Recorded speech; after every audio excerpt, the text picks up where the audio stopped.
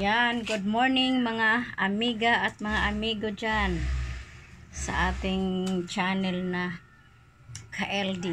Sabay ganoon Replos TV na naman po tayo guys. So, for today's video is ito, busy ang magtita, nagbabalat si Jenly ng ng gulay para sa pinakbit. Ayan, pakbit, tapos haluan ng kunting taba. Naghihiwa pa ako ng iba ihalo namin dito guys sa pakbit itong taba na may konting laman, halo taba laman. Ayan, so yan, hiwain ko pa to siya, and then ito naman dito sa mga purong laman ay gusto ni Francis ng ngayon kalderita daw.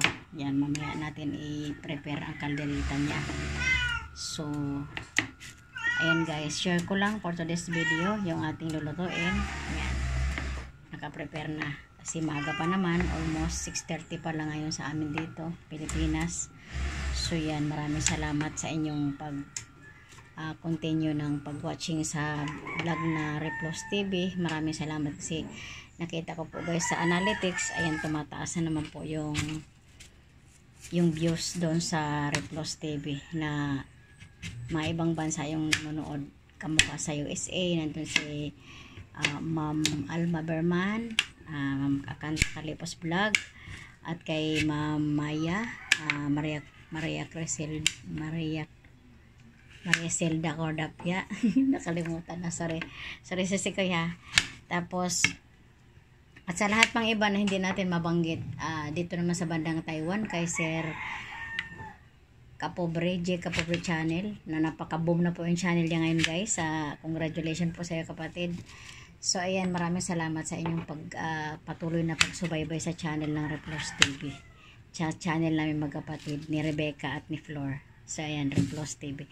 So yan guys, yan lang po ay update ko lang po sa inyo sa ating mga ulam-ulam sa araw na to. Araw po ngayon ng Wednesday. Yan, salamat po sa inyong lahat guys. Practice vlog lang po tayo. Hindi lang po muna tayo magpakita. So ito po yung muna yung ating gagawin sa araw na to. So yan guys, maraming salamat. Shout out sa Team Solid Organic kay Tatay Ron. Shout out sa Team Eagle kay Madam Alma. At shout out sa Vlogger 21 kay Sergio Blas na grupo.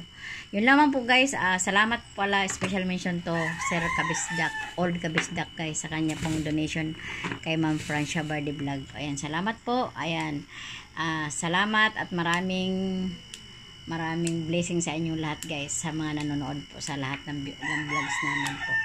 Yan lamang po guys. Maraming thank you at sana God bless po sa lahat ng buong pamilya ninyo guys. Bless po kayo ni Lord. Salamat po. Bye-bye. See you in my next video, amiga, amigo, KLD. Hi guys. Good morning. And for today's video, tayo po ay magpapaksiw ng isdang matambaka. Ayan. Ito po ay ating video for Replos TV guys. So ito po ay ating papaksiwin. Lagyan po natin ng talong na hiniwa-hiwa ng pahaba. So yan, ganito po ako guys magpaksiw ng isda. Share ko lang po dahil mahilig po kami sa ulam na to sa Bisaya. Ito po yung paborito naming ulam, magpaksiw ng isda na kahit anong klaseng isda guys, basta lagyan po namin sa ibabaw na gulay na talong, eggplant. So yan, napakasarap po yan guys, maasim-asim. Ayan na guys, tapos maghiwa tayo ng sibuyas, seswan, bawang, huwag mawawala ang bawang, at ang amentos, paminta. Masarap ba ito lagyan ng ano guys? Naglalagay ko ba ng ito? Itong no, ginger or di na, ito na lang, okay na tayo dito. Yung sili na lang ta. This one, yes, sili, masarap green, yan. at saka red, hindi mawawala yan.